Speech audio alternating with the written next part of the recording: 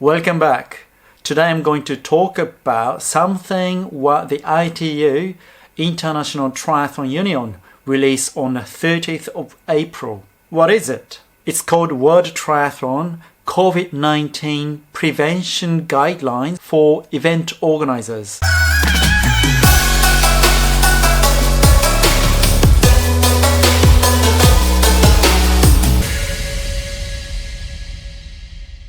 As of the time of recording, I'm quite surprised that other usual triathlon YouTube channels haven't really talked about it yet. So I've decided to make a video myself. And I would like to go through from a participant's point of view with you guys. In short, it shows how event organizers around the world can organize the events after the restrictions are lifted for organizing triathlon races. The original document can be found through the link below, so have a look. If you like, you can subscribe the channel too and click that bell so you get a notice whenever I upload new videos about triathlon or some cats or nutrition, diet, healthy lifestyle, whatever. So what's the significance of this document? I guess local organizing committees around the world are going to follow what the ITU has set out,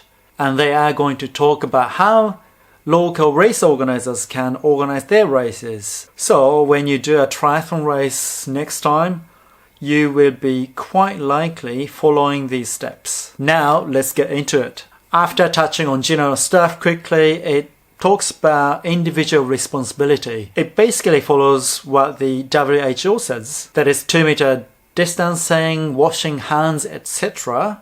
The basic COVID-19 stuff. So for participants, except for the actual race competing part, you will be wearing a mask. Kind of simple. So what happens pre-race?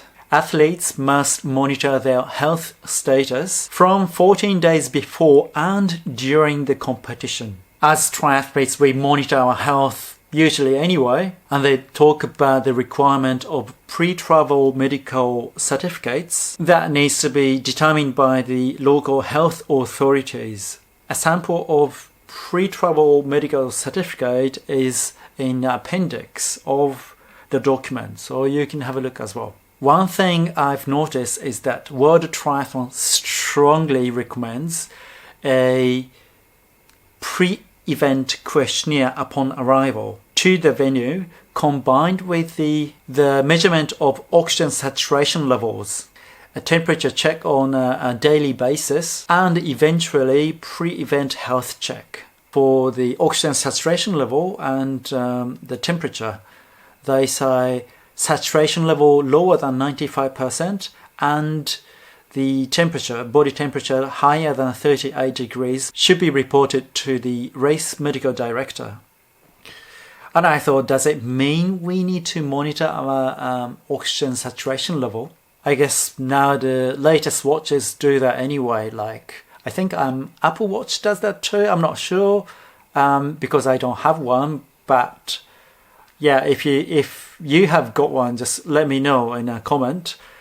And I think Garmin has got some latest models with oxygen saturation level sensor. Do we have to present the data, or are we going to get checked on the site at the venue? I don't know. That's because the local organizing committee will be setting the process. Apparently, race registration will be done in time slots, and there won't be any promo material in a race package. For the bag drop-off, they actually say this in the document. We have to anticipate the delay, so we will be waiting because it's not going to be as quick as how it should be, and usually the majority of events requires a bit of wait anyway. So I guess we're used to that. Check in and check out. This is interesting. I'm going to read it out. Transition check-in times in specific time slots according to numerical order of the athlete's last number. I guess people with start numbers ending with 1. So number 1, number 11, number 21. These people go to check-in at a certain time. And number 2, number 12, number 22, number 32. These people go to the check-in at a certain time. That's how I understand. Do you have any other ways of interpreting what's written here? Let me know. All equipment checks must be done visually. So I guess we'll be squeezing our brake levers in front of the technical judges and just showing how tight the helmet strap is. I think that's understandable. If they actually have to physically check, they have to disinfect and these things. So that's quite normal.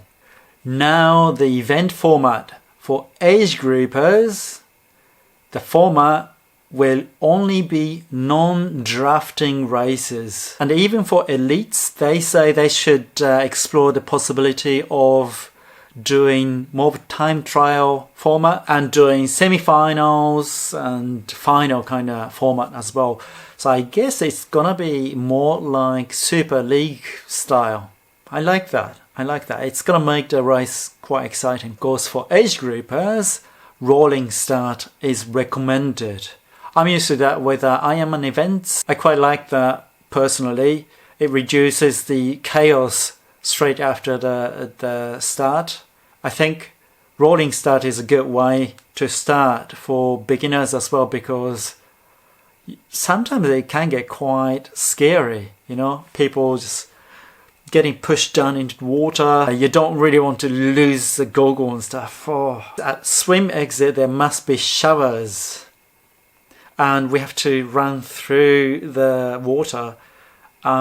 It doesn't really specify if we have to go through there with a wetsuit or without wetsuit. Of course, if it's warm, then you won't be wearing a wetsuit, but I don't know. Why? I don't know. There must be a reason behind it. The next is about transition area. This is quite important, so I'm going to read it out.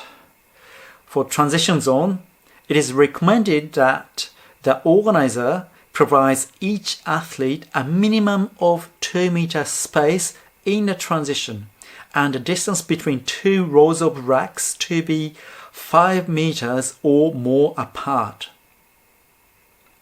Basically, we're going to have a transition area like pros, I think, because they've noted that for elite races, there won't be any change because they are set up already this way. That's going to give us quite a bit of space between us. But then I thought, well, there are quite a few races with very restricted transition areas.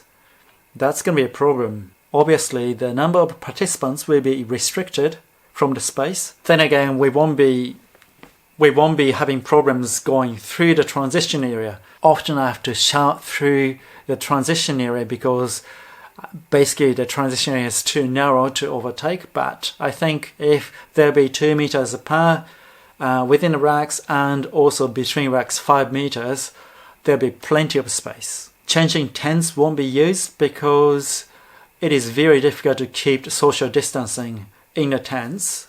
Athletes must not expose their torso, and nudity is strictly forbidden. I guess it means you can't really change from your bike shorts to running shorts without putting a towel on. I'm not sure. I don't think it's going to be a problem if you wear a one-piece race suit. That's quicker anyway. Alternatively, gear racks are allowed. So I think it's similar to what we have for Ironman races. There are these transition bags, and you get that off the rack. Then you put things on in an open area. I'm not sure there'll be chairs or whatever, but it's not going to be in the changing tents. So in an exposed place, you just get your gear out of a bag and put that on. And if you take goggles off and stuff, then you put that back in a bag. Then you give that away. During the bike, for an event of more than 100 athletes, only non-drafting race format should be used. I think it's not going to be a problem, except for some races like this t-shirt. It's from Berlin Triathlon. We've got loops, and yeah, it's a quite popular event, so there will be more than 100 participants. So I think that's going to be a problem. We do that with a road bike. It's good fun, but I think in this new norm, we won't be able to do that.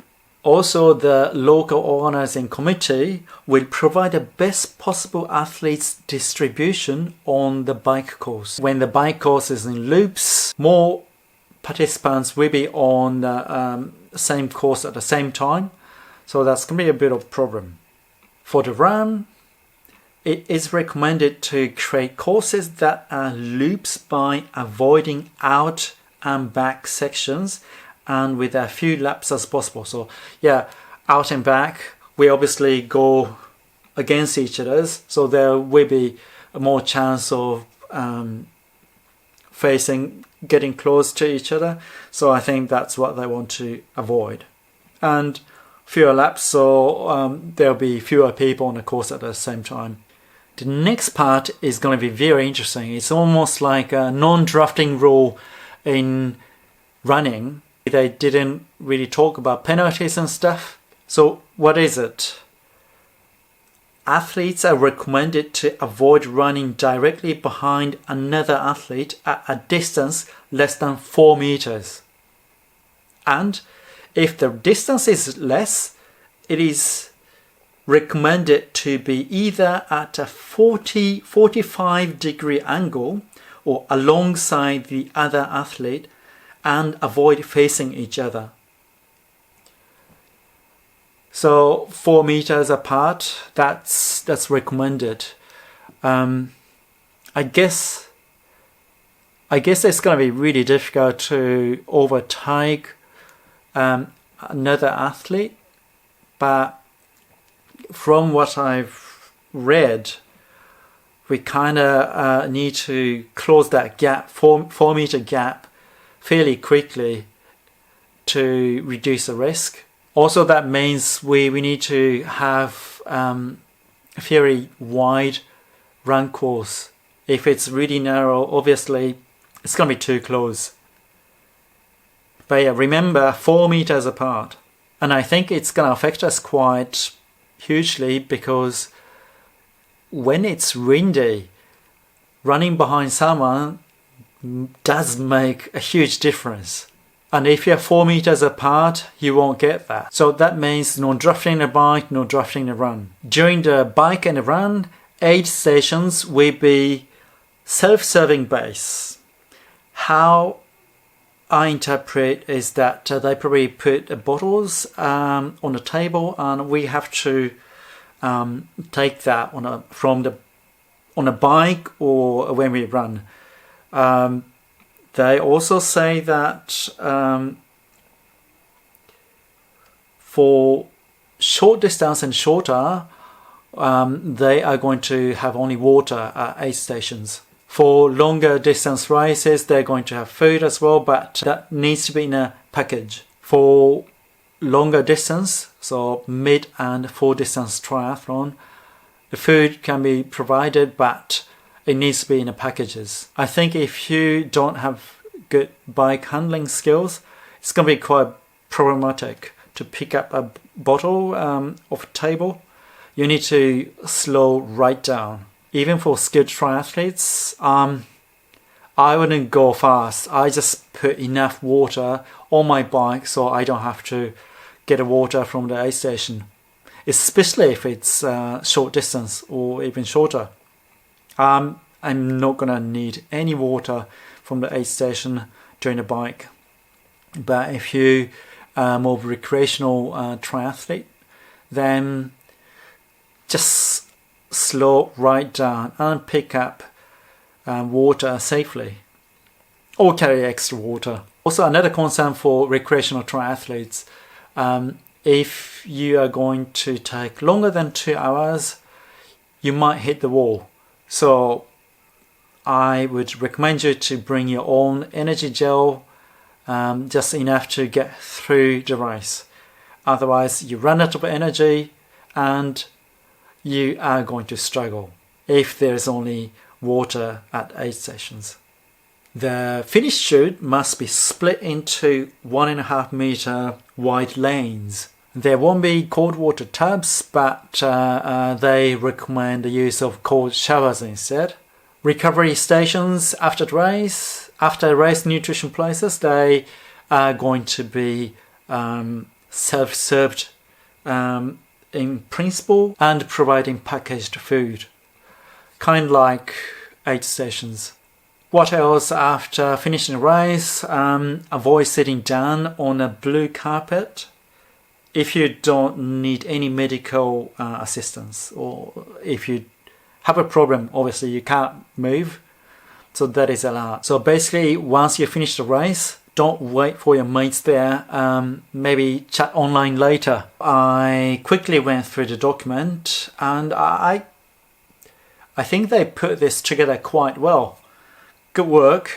And I assume it's going to make the local race organizers do their job easier, especially when they have to have a chat with health authorities and tell them what they're going to implement in their races in order to get a go sign for organizing the race. What do you think? Have a read and tell me what you think. In triathlon, we do sort of social distancing during the bike leg anyway, if it's non-drafting races. I think we're kind of used to it, but just small details at the transition and aid stations and maybe pre-race for the health check. I think it is normal to screen our health status before and during the race anyway, otherwise we won't be able to perform well. I think all of you are training indoor, doing heaps of bike training. Our next race will be so fast on the bike. I'm not sure about bike handling skills, but on a bike, on a flat or uphill, without much technique, we're going to go fast. It's going to be good fun. I can't wait to see you guys at the next race. But for now, see you in the next video.